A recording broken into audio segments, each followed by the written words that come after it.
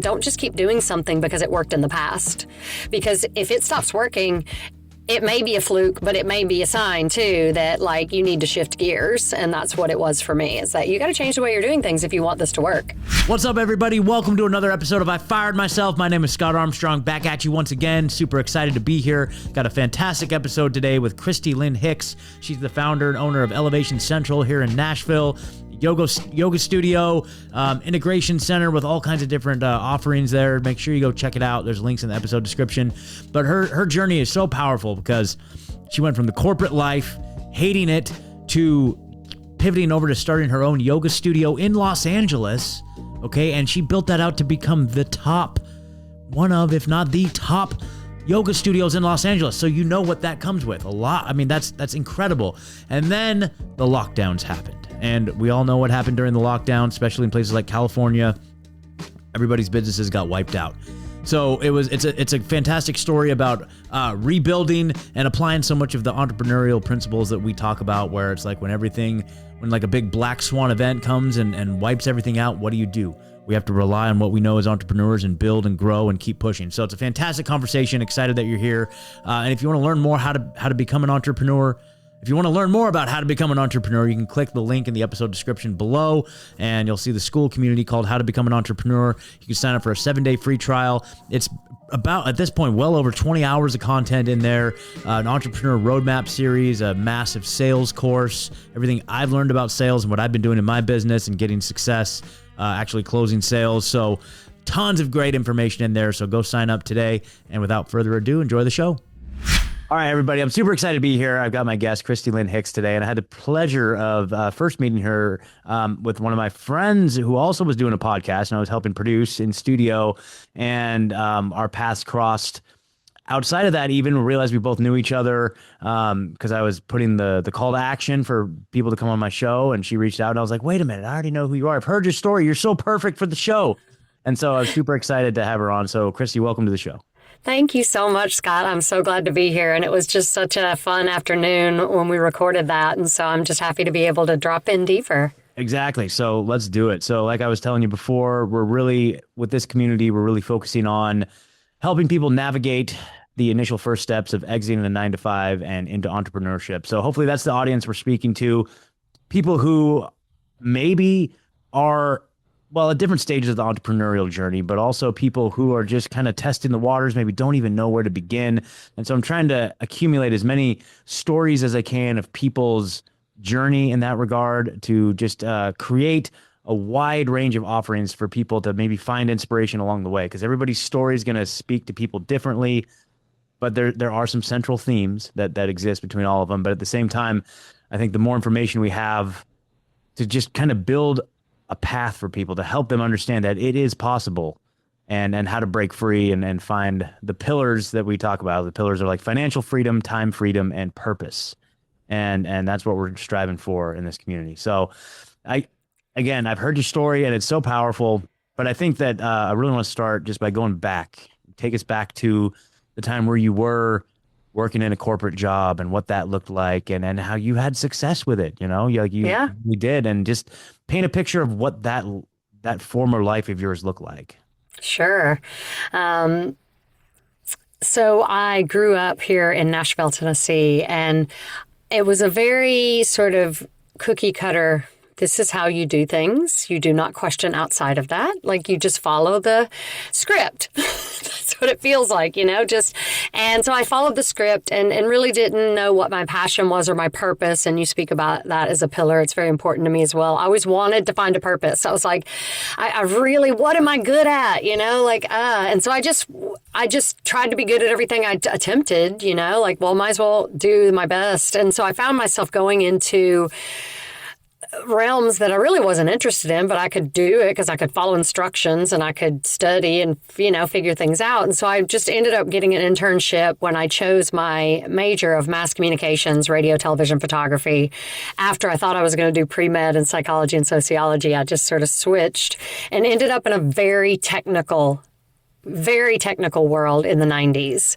And got an internship and was in college, and then they offered me a job. So of course I took it. And then I went to another company that was a little bigger, a little more pay. And that was in like maybe 95 or somewhere around there. And at the exact same time that I was just putting my feet in corporate, I took my first yoga class. So I'm going to put a pin in that. That's later. So literally I'm going, all right, climb the corporate ladder, and just drinking and smoking and miserable relationship and just, it was top notch, Funny how that works. Funny how that works, There's a very distinct correlation between some of the lifestyle choices we make in conjunction with, working a corporate job or something like that. Oh my gosh, yes. And so I did the thing and did a good job and showed up and, asked questions and would stay late because I wanted to learn. I wanted to do a good job. I didn't want to get fired. I had bills, like I'm a good girl, like I'm going to do the damn thing. I'm people pleasing, And so, but I did really well because I was, dedicated to learning and dedicated to growing. And I really loved people.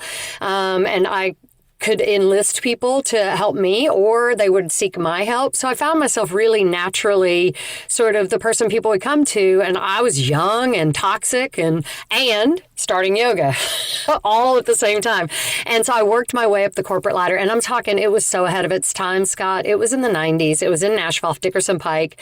And it had, I don't know how many owners. The company changed names like 10 times. But basically, they had robotic cameras and jumbotrons and the trucks, and we ran networks out of there, and we had storage silos back when, digitizing was just becoming a thing. We were digitizing films over to digital formats in these terabyte storage systems. It was crazy high fancy. It was like nobody knew what we did because it was so high tech. And here I am going, how am I in such a technical world with a lot of men? And just figuring it out. And because I could figure things out and I would stay late and I'm a problem solver, I just was getting promoted regularly and became the network operations manager. We were running like 7 networks out of this facility, along with all the other, so many projects going on, music and engineering. And it was completely, I look back at it now and I'm like, I am young, I am toxic, and I'm running managing people, but I cared about people deeply and I cared about doing a good job. And so that's the part I appreciate about corporate is that it doesn't matter how toxic it was. I still was trying my best with the very limited resources I had or examples of what it looks like to be in a healthy working environment. Like I didn't have a lot of role models for that. So I feel like I was, good because my heart was in it. I was trying to make a difference in some way, shape, or form. But because I was such a go-getter and they saw that, they basically, the way I see it now is they had me run the satellite department because they knew I would take the pager because I was young and ambitious.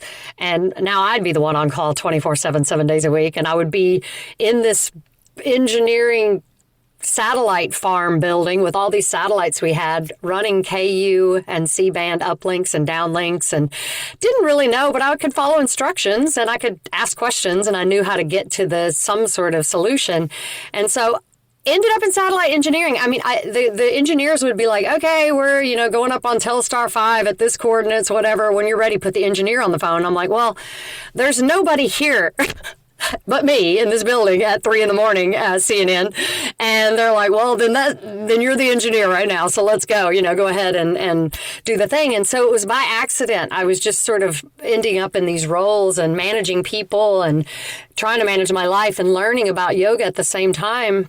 And through that journey, that first yoga class, I was like, okay, I remember, I'll never forget it.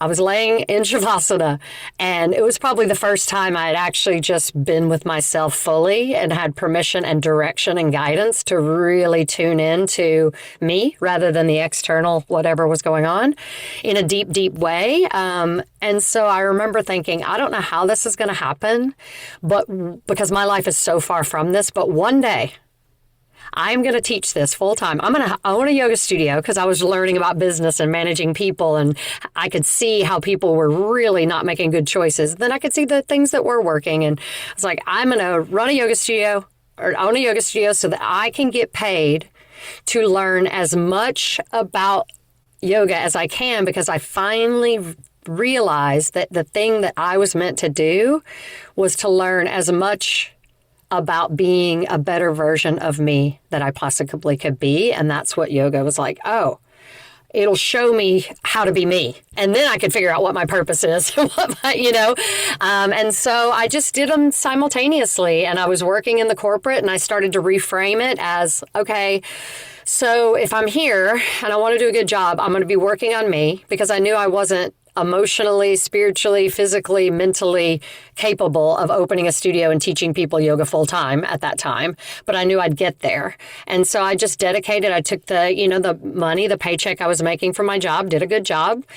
And I would go to workshops and trainings. And there was days I was going to yoga twice a day, 6 days a week. I would go for a gentle class, and then I'd go for an anatomy class, and I'd go for training. I just dove all the way in. As much as I had dove into something I didn't really like, but I wanted to do a good job, the fact that I found something that I enjoyed and that made sense to me, I was like, this is incredible. Like, I got to figure out how to do this for myself all the time. And worked in corporate. I mean, it was when I started corporate until when I opened, it was like a decade. Like when I knew that I wanted to open a yoga studio. So it didn't happen overnight for me, because I had a lot of work to do, and I wanted to be of integrity because of what I was learning through yoga and the principles of, the lifestyle choices and the yamas and the niyamas and sort of the way to be in the world. I was like, I'm so not there. Like, oh boy, I got a lot of work to do, and it was beautiful though, because it gave me something that I could really take responsibility for, which was myself.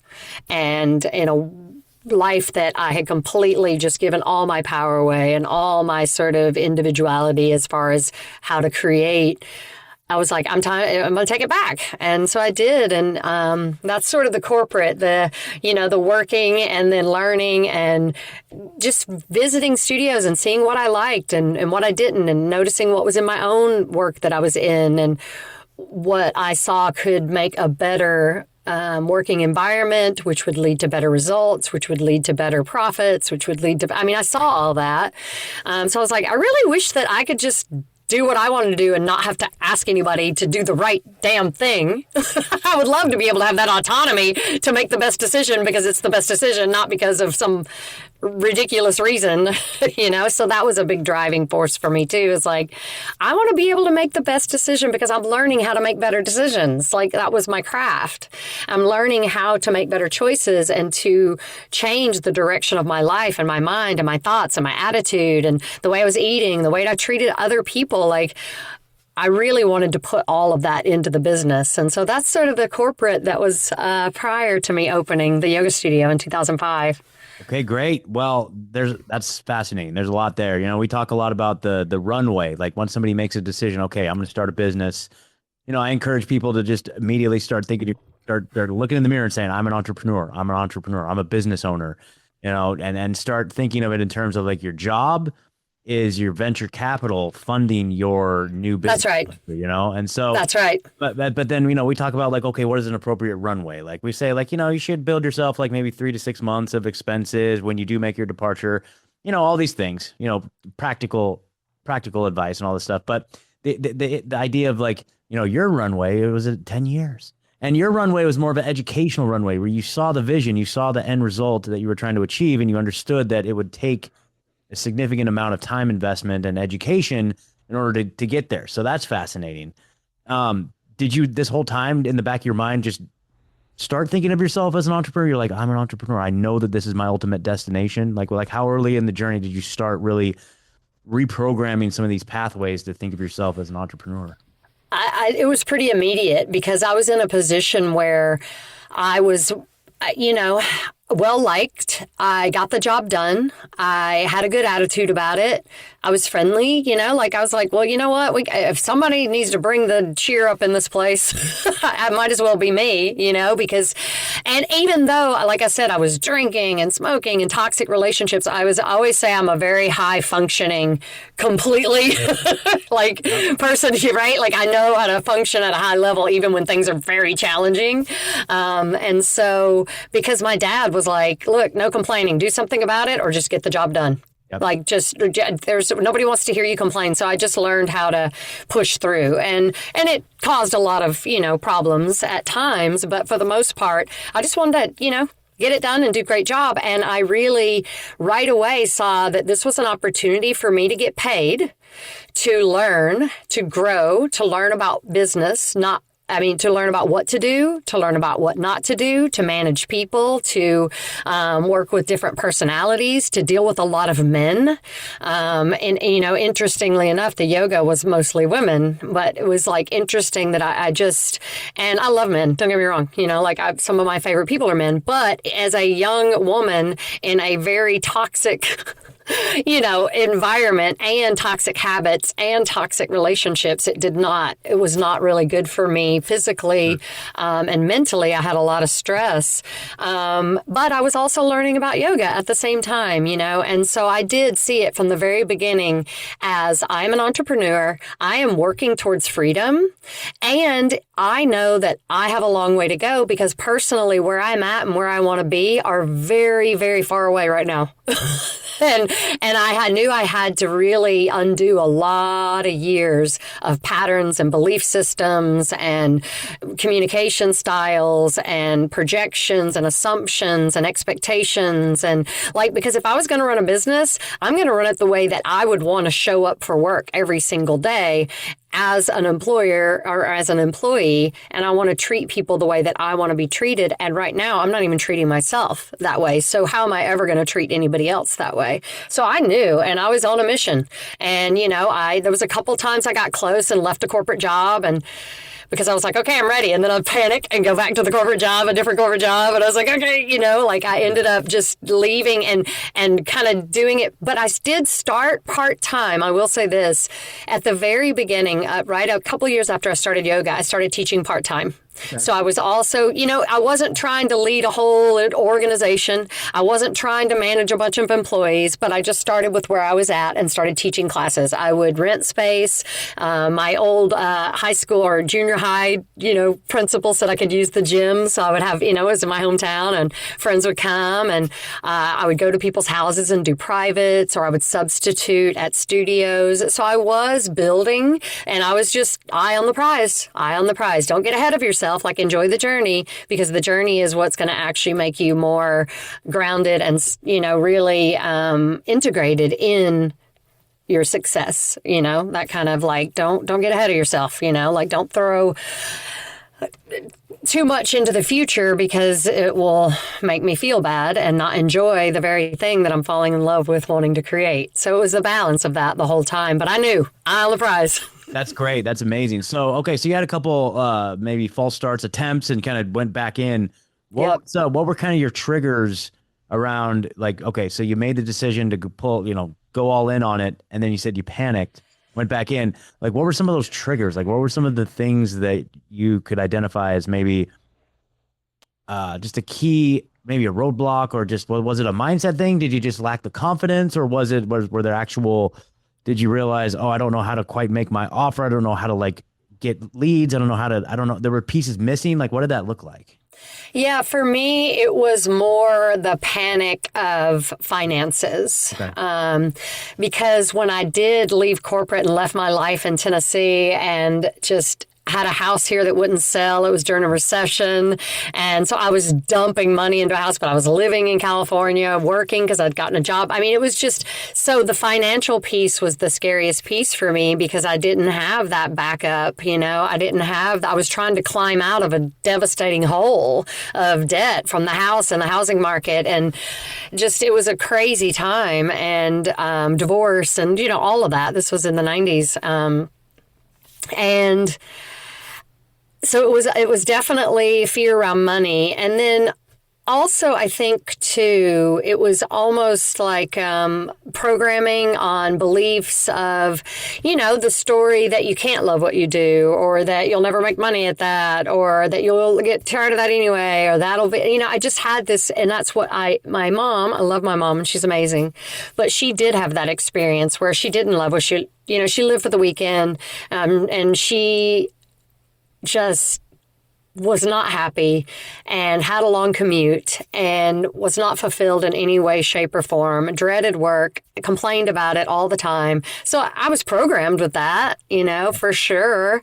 And so there was a panic of and also and I put in quotes, security that we're taught that, working for someone else gives us. But let me tell you something, I felt nothing like secure. Yeah.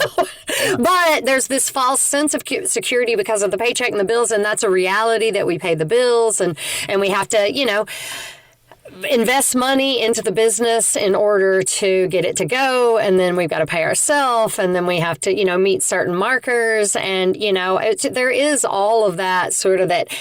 And I also knew that the hell I was in, I was ready to leave. It was almost like I just had to do something different. I was like, I have to get out of this. I was so sick, physically sick, waking up with panic attacks, stress, like heart palpitations, like hands shaking, like just from just overreactive nervous system.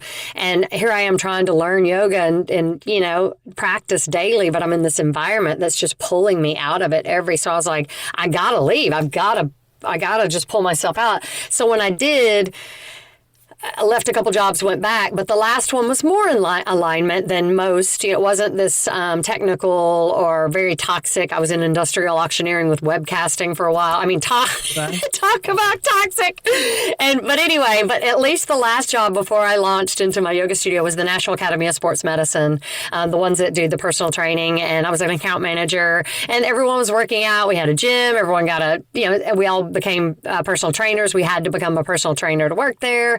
And that was part of it, so that you could educate people and you could know what you're talking about when you call on accounts and bring in programs. So it was really great because it felt like it wasn't what I wanted to do, but at least it was something a little bit more in the direction of what I was going to do. So that felt, and I did that for about 9 months. And I was like, okay, stop it. Just get out, go, do your own thing. Cool. All right. Well, I want to zero in on that for sure. But I kind of want to, reiterate kind of some of the stuff you mentioned there. Like, it is interesting. I think, why I feel that the focus on the entrepreneurial mindset is so important is because, like what you described there, like what your mom experienced, there's a certain element of public schooling. We get brought up to be like, okay, you go from public school to college and you get a corporate job. Like, that's the pipeline. Yep. And part of the programming is you're dissatisfied with your job, but it's like the pull yourself up by your bootstraps mentality, where it's like the programming is you have to learn to be okay with being unhappy in a job.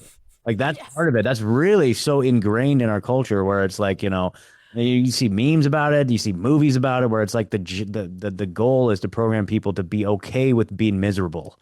That's right. That is just mind blowing, because I know that is a big piece that we have to reframe and eliminate from our lives, is like the idea that that's not okay. We should not be dissatisfied with that. And so, but a lot of times that dissatisfaction brings many of us to the brink of being willing to reframe our thinking and being willing to take these risks.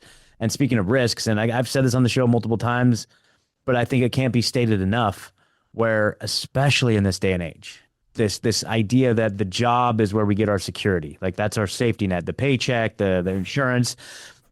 I don't know if you guys have noticed, but a lot of jobs are going to be going away very soon, and being beholden to the whims of an employer and being like all of your eggs are in the basket of whether or not your boss is willing to give you another paycheck. They could literally walk in tomorrow and be like, well, you're all being replaced. And so I would say in this day and age, the more risky thing is putting all your eggs into the employment basket. And so we have to learn new skills, whatever it is. Christy's a great example. You talked about it earlier about how a lot of these skills that you were learning that gave you success in the corporate world were translatable into entrepreneurship, just the work ethic and all these things. And so we focus a lot on identifying what skills, assets, successes you've had in the corporate world, in the working world, and how you can translate those skills into your own venture. So, but anyway, so I just wanted to touch on that. But okay, so I really am curious though, so that you went back, you had like a 9 month, what seems like a reasonably, halfway decent aligned job. Totally. Great money, great cool. people. Yeah. Sounds great. And I was miserable. And you were still miserable. So something was telling you that the way you described like this pull, you were being pulled out of it. I'm sure many people can relate to that. But what was it that can you remember, like the day or the moment or what that looked like the day you decided, okay, I'm just going to go do this? Like what shifted, what changed in you that made you decide to go ahead and take one more chance on yourself?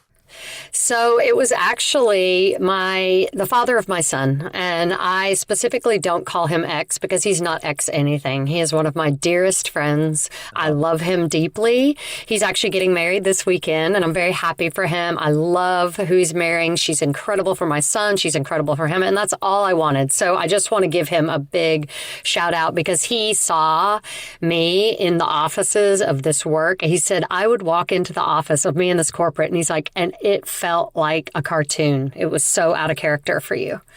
And just it didn't seem, and when he saw me teach, he just saw me fully come alive. And he's like, Christy, you are meant to do something way more impactful and way more fulfilling. And I want to support you in that. And so he was like, all right, I'm going to give you a small investment. I don't have much, but what I do have is a belief in you. And so I did not have to take any sort of outside investment, which was huge. But I also knew, because he's like, this has got to last you. Like your salary, it's got to be everything for the year. And basically what I was making at the corporate, I basically went about, I don't know, 50,000 less. So all of a sudden I'm not making what I was. And now I've got this to last me a year instead of what I was making 50,000 less what had lasted me the last year to make this happen. And I was like, okay, all right, guns a-blazing, let's go, And I had a friend who was a contractor, and he and his wife were dear friends. He gave me a great deal. I got the tiniest little studio. I knew it wasn't my permanent home. I knew I wanted to be in Burbank because I love Burbank. It's like Nashville at the time. It was like Nashville, but it had big city stuff, close by, but it was a very small town. I was like, small town, that feels good. I could walk to places. I love Magnolia Boulevard. I love the people. But I got the tiniest little place because it was like 900 square foot, and that included the bathroom, the front lobby. It was tiny, and it was amazing, and painted it. And, I just went boots to the ground, started meeting the community. And because I knew I was doing a brick and mortar and it was going to be based on relationships. And so at the first, I was teaching, I was doing the email, I was doing the bookkeeping, I was doing the cleaning, I was doing everything. And one other teacher taught class. I was teaching like 15 classes a week. I was like, it's all on me. Like, I've got to be the one to do it all. I mean, literally clean a toilet, wash my hands, come in, welcome, namaste, hi. But I was committed because I was like, okay. And I also was like, okay, no more getting my hair done, no more highlights, no more nails, no more massages, no more.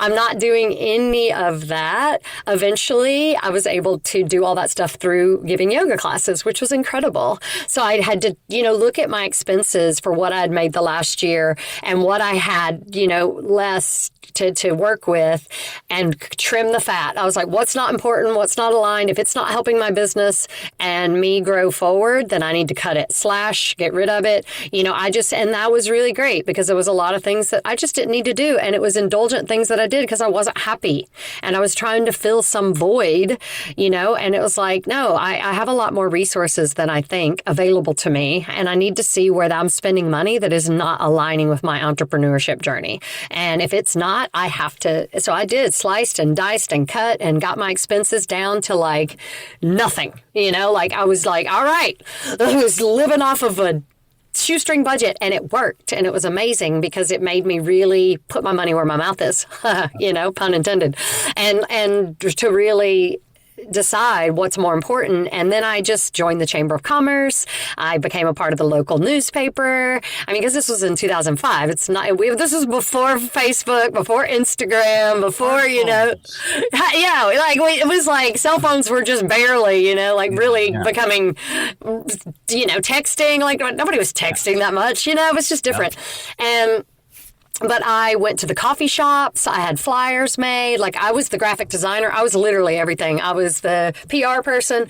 And I just went and met people. And I went to events and I gave free classes, like, for silent auctions, because there was a lot of high schools and schools and people, raising money for various causes that were amazing that I wanted to support. So I could give gift baskets of classes and, maybe a mat. And so I was, became known as the person you could always rely on for a silent auction to give something. And it was great. Like, I wanted to give back and I didn't have much money, but I had, a service, and I'm a businesswoman. I knew that I would potentially get clients from that, right? So it's both and. It's not just all like selfless service. It's like, it's the give and the take and the reciprocity. So that's how I did it, and just met people and did referral programs. And if you refer someone, and people would always bring their friends because there's a certain vibe. I'm a particular flavor, and the people that came and liked it, they would tell the people that would also like it, which worked out really great for me because I love the relationship piece, and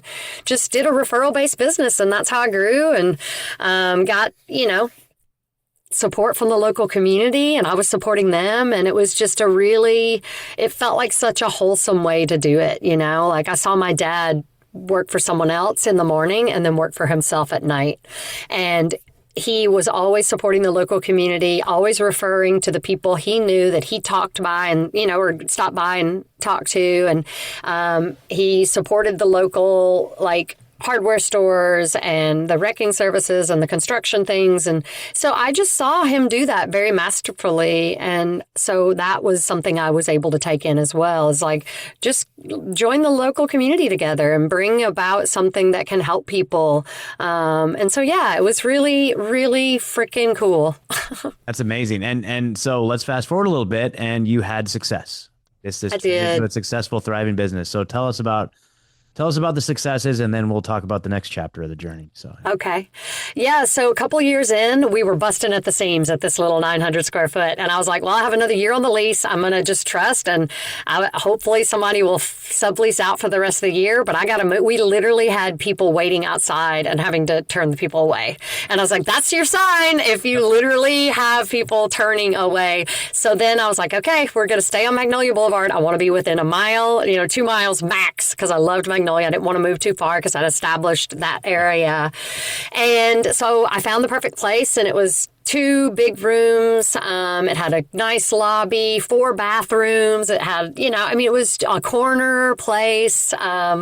It was just fantastic. And so then I could have more teachers, and I could have, so I got to hire my friends, and the people that had sort of started with me, they were like, we want you to do a teacher training. I'm like, I am just 2 years into this. I'm just getting they're like, no, we're not training with anybody but you. So I did my first teacher training to the encouragement of 15 people. They were like, we got to do this. So that was really cool. That was in 2007. And I was like, God, I can't believe I get to do this. I'm so happy. And then I led retreats. I got to travel the world and go to Hawaii and Costa Rica and Mexico and up and down the California coast. And I got to study with incredible people around the world. And it was everything. And I loved it. I loved the people I worked with. The people loved working there.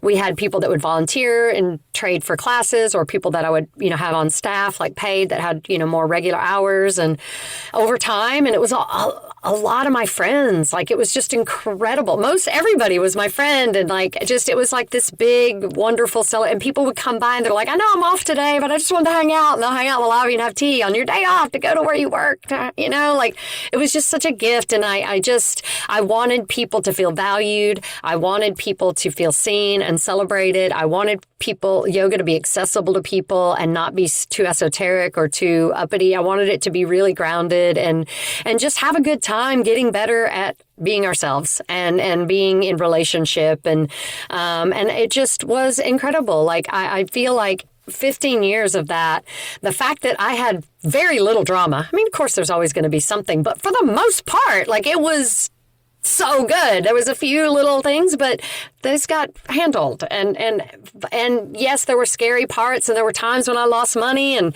there were times when I was doing all my visualization, and we were, I needed to grow. This is a great story for entrepreneurship, actually. This is really good.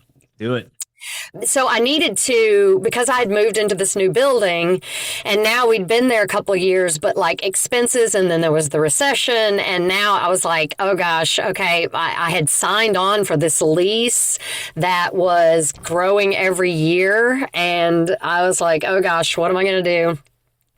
I don't know that I can afford this. And there's a couple of stories here, and they're all really good for entrepreneurship. So the first one was, I need to make more money, because right now they're just neck and neck expenses. And every month I'm just like, whoa, boy, getting real tense because, oh, boy, the bills are due tomorrow. Payroll's coming out whether I want it to or not. Like it was that kind of energy a lot, and so I was like, okay, I know all this stuff about visualization. So I was like visualizing, I was getting my attitude right, and I was doing a practice, and I was even taking my bank statements and whiting them out and putting new balances and hanging them up on my corkboard, and like just visualizing, seeing checks and like just writing amounts and just putting it around. So I was seeing it and putting, trips I wanted to take students to and all this stuff.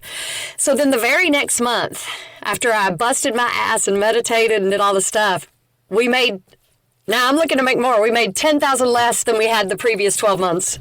10,000. I was like, that is not what I expected. Okay, so that is not good. That's not good at all. So I started panicking. And I was like, okay, so now what am I going to do? Because now not only am I not going to be able to break even, but now I'm $10,000 in a hole. And I got to figure it out. So what it did for me, because I'd now been in business like 3 years, and we had moved and the recession hit. So it was like I don't even know the period, but basically I was like, okay, I got to see what I can do different. So what I found out through research is that as a new business, you have higher risk and higher credit card fees and higher things like that. And I'm like, oh, I'm established now. So I went in and redid all those, and those rates came down. So that meant they were taking less.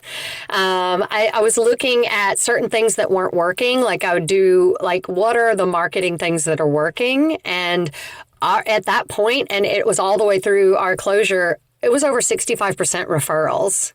I was like, well, I can stop paying for this ad and this ad and this ad. And I can do, all right, what do I need? And then I had to sit down with the teachers because they were getting a base rate, no matter what, if one person showed up or if 30 people showed up. And I was like, okay, there's classes that I cannot continue to pay for because they're paying $15 and I'm paying you, way more than that. So I'm losing every single class. So we got to take those classes off. You can keep it on the schedule if you want, but you have to go to per head, like for now, because or I'm taking it off, or you can try to build it because, And so in doing all that, it was crazy, especially that piece, because what happened with the teachers is that they were more invested now, because if they were getting per head, well, if I'm not just getting the standard base rate, I have to work for it. All their classes grew. And they actually started making more money, but we were bringing more in because more so there was this win-win happening. Like, oh, it was helping the studio, it was helping this teacher, and okay, got it. So that was really cool because then the classes started to grow because the teachers felt more invested as well. And then my rent, I was like, okay, I signed this lease, like, what am I going to do? It's going up. I'm not going to be. And so I wrote a letter to my landlord, and it was the most heartfelt letter I had ever written. And I poured my entire soul into it, but with, professionally, about like, when I signed this lease, I had every intention of growing, but there's a recession, and driving up and down Magnolia Boulevard, there's 4 lease signs all up and down because everyone's having the same issue because the prices were rising in LA is so expensive. And so I have a friend of mine that was a realtor to print out all the MLS of all the places that were for lease that could work for me. And I laid it out and got quotes on what the construction would be if I took this place and did the construction and moved again for a lower rate, because now the rates are a lot lower than when I signed this lease And so I wrote it all out, sent the letter, and I'm like, and I am not saying I'm going to move if you don't lower my rent. Please no, that is not my intention. My intention is to say, here's what I'm faced with. My biggest desire is to stay. And I could also move, do the renovations, and in 3 years be paid off and be paying less than what I will be paying if we continue on this lease. And she had lunch with me and she was like, you know what? I know that I just wanted that letter meant everything to me and my husband. And I just wanted to meet you in person to see the legitimacy behind that letter. And we had a good long talk and, there were tears and she said, and I said, just give me 2 years and then we can reevaluate. Like if you can stop the bleeding for 2 years, then I can, and she said, if you stay, I'll give you 3. Wow. And so she gave me another year. I was only asking for 2, and she did not raise my rent. And so that was huge. So what that losing $10,000 did is actually woke me up to look for better solutions and to actually lower my expenses. Instead of going, I need to make more money. I need to make more money. I need to make more money. Well, how about first you lower your expenses and then you will be making more money? Exactly. Duh. And so it was just that moment of like recalibrating on, what abundance is and how I could redirect my energy towards first get lower. And then when the income comes in, then when it rises, you can, be it to that point. So that was a big lesson for me in how to constantly be evaluating my business and what's working. And don't just keep doing something because it worked in the past. Because if it stops working, it may be a fluke, but it may be a sign too that like you need to shift gears. And that's what it was for me, is that you got to change the way you're doing things if you want this to work. Yep, exactly. I mean, there's so much of that. Like the idea of failure is just a piece of data that gives us more information about how we need to adapt, change, pivot. And that's just a big piece of the entrepreneurial journey, is not looking at failure as the end of the road, but more so just like this is okay, new information that I can then use to shift and pivot and to grow new strategies and to grow and be even better and more resilient. I mean, exactly. Yep. So we invite failure. It's like, okay, let me fail as quick as I can, and then I can learn and grow from that. It's like I don't want to continue to fail, but the failures are just a stepping stone towards success. Really, is what it is. Yeah. It's a redirection, to me. It's like it's a pointing your compass, because as we grow and expand and learn and evolve, our vision from back then is limited. By who we were then. So when we get to a new place, we need to recalibrate so that we can actually expand into a bigger vision. And because our capacity has increased, we don't want to be limited by our old view, right? Because now we have a new perspective. And so that is, seeing it as a redirect. It's not a failure. It's an opportunity to go, how can I do this better? And how can I grow into the expanded version that is available to me instead of be limited by my past? Exactly. And I choose to use the word failure, especially for myself, because it's like that gives me motivation. I'm like, yes. Like I just said, I need that like totally harsh language, like just like failure. Like when I have a different connotation, most people avoid it at all costs, but I'm like, yes, like let me just right into it and crash through the wall and figure it out on the other side. So anyway. Totally. Whatever we call it, as long as we keep growing and adapting and adjusting. Yes, for sure. So, all right. So now this is really the fascinating part here. So you've built this amazing business. You've had a lot of grace. You've had a lot of success. And then what happened? Oh, gosh. Then what happened? Well, there was a little bump in the road. So I lived in Los Angeles, and Burbank was in my studio, but my family was in Nashville, and my dad passed away. My mom was taking care of what now is the place that I have events, Elevation Central, and like mini retreats and things. And I knew back then, I was like, this place would be amazing for that. But it happened so while, like my dad passed and my mom couldn't really take care of this place, but my brother was helping her. And my brother and I decided that we would buy it from mom. Or he couldn't buy it, but he would help take care of it because he had a house he'd be upside down on. And so it was like, he'll help take care of it. I'll buy it. We'll lean it into our mortgage. And then that way we can keep it in the family, because my dad built this place and it was very special and we wanted to keep it in the family. So then that happened, and then he died, my brother. And it was like, so my mom was struggling. My brother's kids were struggling. I was like struggling. I'd lost my dad and my brother and my mom, and everything was going crazy. And then we had, in the middle of that, between my dad dying and my brother, I had my son. And so he was like the last grandchild, and now my brother was gone, and my mom, and like him and relationship. And so I was like, okay, I got to figure this out. And at the time, the father of my son, he loved it here and wanted to move here. And he was like, I'm ready, let's go. And I was like, well, I need to go help my family, but I have this dream business. And it was such a rip in my heart. But I was not giving it up. I was going to continue it and figure it out because I didn't know. I just didn't know. I was just like, just do what's in front of me. I don't know how long. And so I started coming here more, and I would go to the studio just once a month, and I would be here for 3 or 4 weeks and then go there for a week and just to, keep it running. And at that time, I mean, we hadn't been established too long. I mean, we were like maybe 7 years in. But it was doing really well, and it was my life, and it was my business, it was my purpose, it was my friends, it was my community. So I wasn't going to give it up. But then when I was in Nashville more, slowly the business started to decline. And I was like, shit. You're the life of it, right? I mean, right, exactly. How like our life energy fuels. Yes. Yeah. And so I saw it going, and then I was like, okay. And there was a point I could have sold it, and I had 3 interested buyers, and I just wasn't ready, honestly. And, then with like what happens, it doesn't matter. It is what it is. But I wasn't ready to sell it. And there was people interested because I was at the peak of like success. And I was getting written up in all these magazines, and we were voted like number 2 by the Huffington Post. And it was just like, it was incredible. We were in like magazines with the top yoga studios to visit in LA. Like, I was like, single country ass self. And so it was great, and I fucking loved everyone I worked with. And hopefully you can bleep that if you need to. I figured. Free frame. Come on, free frame. And so... But it was just, I wasn't ready. And so I was going back and forth, but it started to decline. And my relationship was dissolving, and that was really difficult. So I was like, you know what? I'll let him be here. I'll be back in LA more, go back, see what I can do. Get it back up on top. This is my life, my lifestyle. My relationship's ending. So what else do I got to lose? Let me just go back because my heart was still in LA.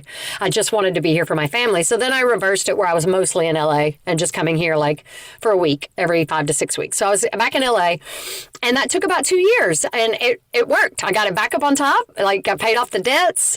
I got the class numbers back up. Like, I was present. I was there. I was able to train the staff, and I had an incredible manager. She was freaking amazing. But there's something about the way people, just the way it was, because I wasn't there as much, and it was my baby, it was my business. And so it started to work, and I was like, okay, great. All right. So I paid off my debts, and I was like, all right, I guess I can pay myself for the first time in 3 years. Like, after, it going down. That was in January of 2020, Scott. About January 2020. And so then... California, especially in California. Oh, God. So then, and I was supposed to meet with my landlord on March 31st of 2020 to talk about the next 5 years.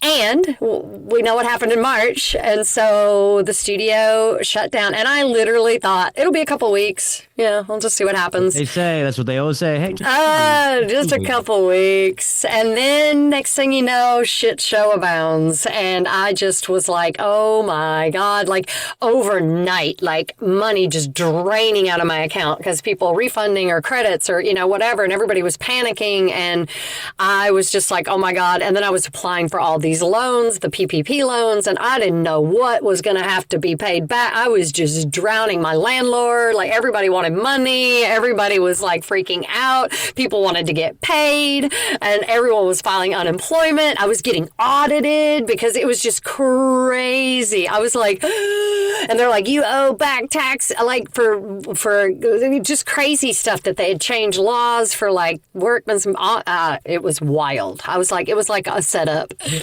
I know I wasn't the only one, but just in the character of my own life, I saw it, and I was just like, my whole life is crumbling before my eyes, and so was everyone else's. In every, and it was wild. And the 3 months in, my mom's health was not good. My health wasn't good. The world did not look like it was going to be opening up anytime soon. And regardless, and I don't need to get into who, what, when, where, how, they, what, but what I did know in the deepest part of my heart is that even, and they were not allowed to open yoga studios for 14 months in LA. I think they tried once. Yeah, but it was like 14 like I months. said, I was in Oregon at the time. I mean, I can totally relate. Like the gyms were Yeah. shut down. Like I couldn't, Yeah. there was no life really. No, there was nothing. And but I knew 3 months in is when I made the decision to close the physical structure, because I knew even if they were allowing to open up, the talks were the mats and the masks and the tests and the this and the that. And I was like, regardless of anybody's choices or whatever they're feeling about the whole thing, I know that my dharma is not to manage people's fear. I knew that after it would be fraudulent to anything I had put my sort of whole entire life behind on moving towards what we want, on really focusing on what we can create, on focusing on how we can heal, focusing on how we can take responsibility for our mindset. I knew that if they would have allowed us to open up the next day, managing that and trying to keep everyone feeling, quote, safe was not my job. Like I knew it. And then, and also I was drowning in debt. So it was like those two decisions, and my mom and my son's dad and my son was all here in Tennessee. So I was like, okay. And it wrecked my soul. Like it was like the hardest thing. And I knew it wasn't, I literally was just hemorrhaging money. I was like, I got to do it. I got to let it go. And we tried online for a while, but everybody was online and everybody was fatiguing, and it was just hard to keep people paying them what they wanted to be paid. I was just like, I can't do it. I literally have nothing left of. So I just let it dissolve. And in the next few years was just rupture for me, because it was like, wow, that was. And I had gone back, to get it back on top. And I was like, okay, I'm in it for another 5 years, and then boom. I was like, nope, no, you're not. Yeah. Yeah. That's a perfect example of like what I wouldn't call failure, but it's like these setbacks and unforeseen things. Like of course, the whole lockdown situation was the ultimate like black swan event that nobody could have anticipated, and nobody That's right. could have understood the implications of it, even when it was happening. But to then have everything ripped away from you from very uncontrollable circumstances. Like we try to control the business. We try to, have systems in place to prevent things like this from happening. But it's like when literally the whole world shuts down and they tell you cannot run your business, man, it's like, what do you do? So, yeah. So tell me you said rupture, like, what did that look like for you? Like, were you just, tell me something like the emotions and what that looked like for a little bit. Yeah, it was really dark, honestly. And because I had all this knowledge and all this years of doing my dream and working with friends and teaching people and getting better at being me, and I went to a place mentally and emotionally, not mentally because I still had the knowing, which is, that messed with me more than anything, but emotionally went to a place before I even discovered yoga. Like that kind of, I reverted to gloom and doom and fear and anxiety. I was like, oh no, that version of me, there she is. Holy moly. And I had all the knowledge and the tools, and they just weren't. It was like I literally just couldn't even pull myself up. And I was faking it until I was trying to make it, but I'd get knocked back down and just not have the energy to sustain. And then I would just kind of sink into this hole for a while. And I had to process and really look at like over-identification, sort of who I was and what that meant to me to do that work, and then to have it gone and not to feel like I had any value anymore. And I didn't know, sort of who I was. And I was like, wow, that confident girl that went into LA and ran this fucking thing has reverted to the person that was scared to death to open a yoga studio. Yeah. Yeah. Ah! That's really powerful. That's really powerful. But of course, too, all of that your journey came with a lot of lessons and then built up a lot of resilience, and then dormant like confidence was there. And so, of course, that's just how we operate. And, there's probably a mourning period and then just like indecision and just what's next, like maybe lack of clarity around certain things. But, when I met you for the first time, like I saw you at the top of your game. So something tells me you got back on top. You back on top. So tell me now, what did that rebirth look like coming back out of that and having clarity on what your next steps were?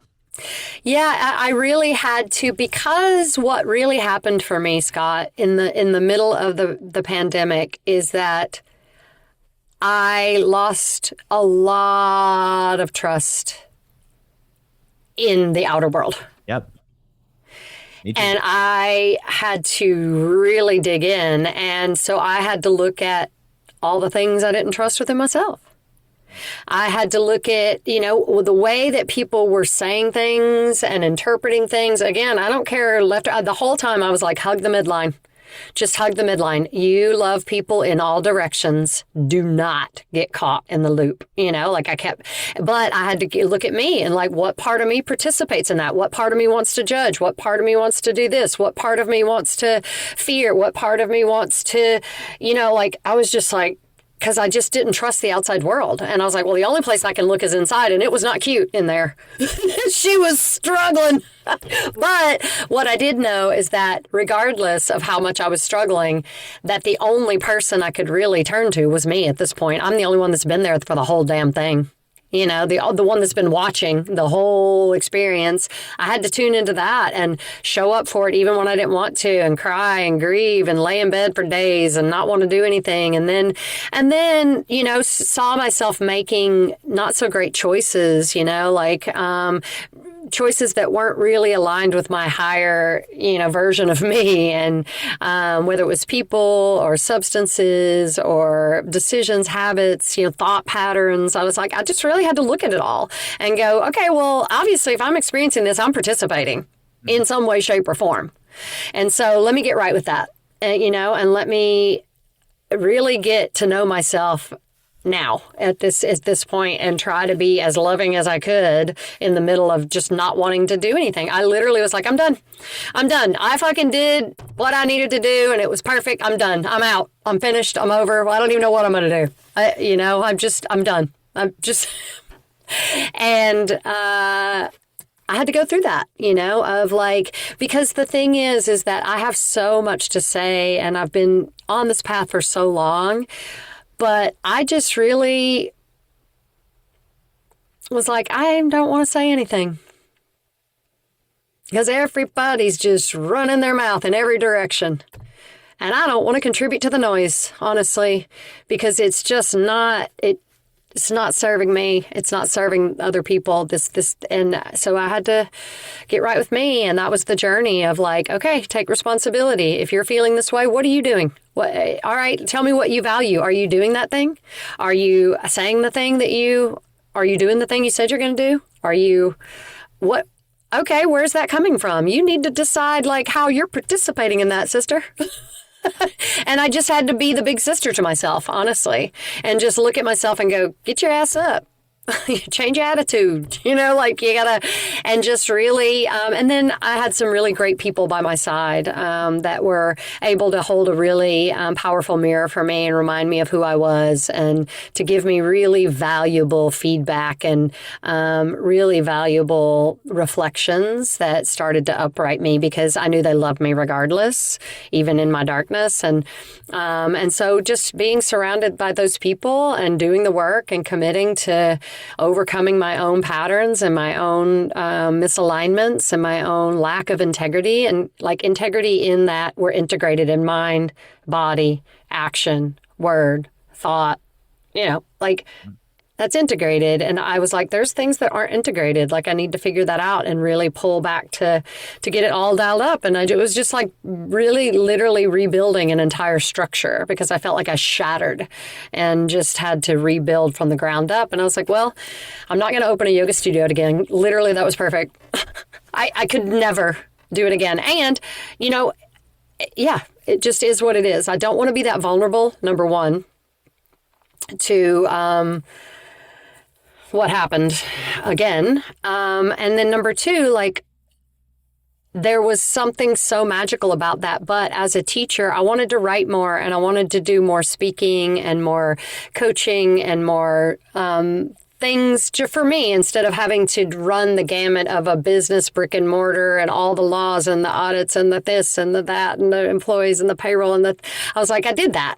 But now I'd really like to just slow down. I'm at a different period of my life. I went through a lot of health problems. My mom's like, really elderly and handicapped. And like, I just need to slow and have a simpler life. And so that's where I decided, well, if I've got a clean slate, I'm just going to start from scratch and go slower and make life my living and make a living out of living. Amazing. But you did get back into it though, right? Yeah, totally. So tell us about, so let's kind of just wind down here and tell us about what you're currently doing and just, cause it's fascinating. The Elevation Central, Living Arts Yoga. Yeah. You got over all that and you got back into it. I did. So yeah, and it was a journey, and then I was like, okay, I have something to offer. I feel more integrated. I feel more, like myself, and that I have something to share again. Like I had to get real clear, and I did. And so teaching, and what I wanted and what I fell in love with at the yoga studio was the retreats and the trainings and the deep dives and the workshops and the longer formats where I could actually get to know people. We could sit in the hot tub, after a meal and talk about, what our experience was and how we can integrate that into our daily life. Like that became what my passion was, is the integration piece of how do we make it practical in our life.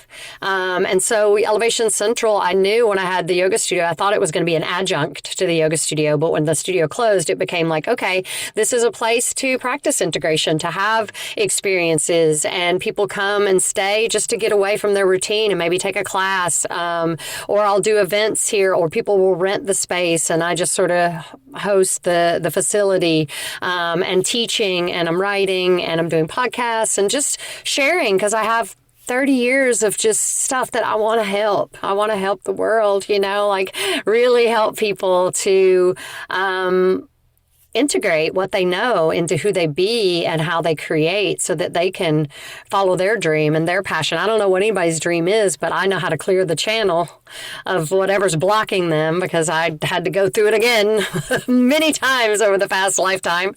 And so, my book is going to be coming out soon. Tell us about that. Yeah, it's called Bless Your Heart and Do the Work. Nice. And it's a personal responsibility guide. And it's basically I've had a book on the shelf for a while, like just visiting it occasionally, but life kept happening. And then when 2020, I was like, I do not have the capacity to write anything right now. I just need to heal. But then I started revisiting and writing and got it pretty far along. And now I'm looking to get it out this year. And it is a practical guide. It's like the wisdom of yoga, but in a very more modern framework, so that it can reach a lot of people, whether it's in an organization or someone that is entrepreneur, or it can be for yoga as well. But it's basically a guidebook with exercises and philosophy and, experiential stories and things like that. And it's also the Bless Your Heart piece is bless all our hearts. Bless all of them. Yep. We've all been through it. And we could sit and talk about every single thing we've all been through. Bless our freaking hearts. The fact that we're here is a miracle. The fact that we're here still breathing and you and I are having this conversation, and it's a miracle, really. And so bless all of our hearts for everything that we overcame to get to this point, even if we're in a struggling, currently. Like, yes, we all have pain. We all have heartbreak. We all have trauma. We all have some sort of pain, struggles, suffering. Bless our hearts. So it's not discounting that. And there are ways that we can process those things in ways that are productive. And we need to do the work. We can't just stay in the bless our heart victim mode. We have to do work. We have to put energy in the direction of our desire. We have to show up, take responsibility. So the book is all about that. It's just about a framework, basically, for how do we take charge of our life and start steering in the direction of what we desire, rather than staying stuck where we've been. Well, that sounds amazing. So once it comes out, let me know and we'll have you back. I will. Yeah. Talk all about it. That's awesome. Well, Christy, this is amazing. Just a fascinating story. So much good stuff in there. Like I said, we could talk about this forever. So I love it. we'll do a follow up. But tell the people how they can follow you, how they can support you if they want to learn more or come to some of your retreats, events, classes, anything like that. Yeah, absolutely. So it's www.yogaofresponsibility.com. And that website leads to Elevation Central, which is elevationcentral.com, the venue, the retreat space. And then that website just leads to my coaching, the book, you can sign up for when that comes out, how to have me in to speak or what, that's all on that website. And same on Instagram is Christy Lynn Hicks, but I've just launched the Yoga of Responsibility Instagram. So I'm going to start doing that just as a teaching platform. And then Christy Lynn Hicks can kind of be all the things I do, Yeah. So, yeah.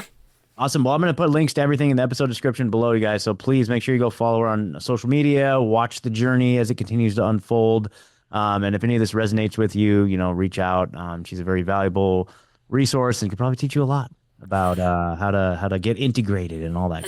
So, Scott, thank you so much for having me. It was such a great conversation. Yeah, thank you so much for taking the time. It's powerful, and we'll definitely do it again. And all you guys listening out there, if you want to learn more about entrepreneurship, please click the link in the episode description about our free school community. We've got a whole free course on entrepreneurial mindset, and we do a weekly strategy call every Saturdays at 10 a.m. Central. So come join us. And amazing. It's like a mastermind class with all the entrepreneurs in various different stages of their journey. So come join us and hang out. And until next time, I will see you guys later. Peace.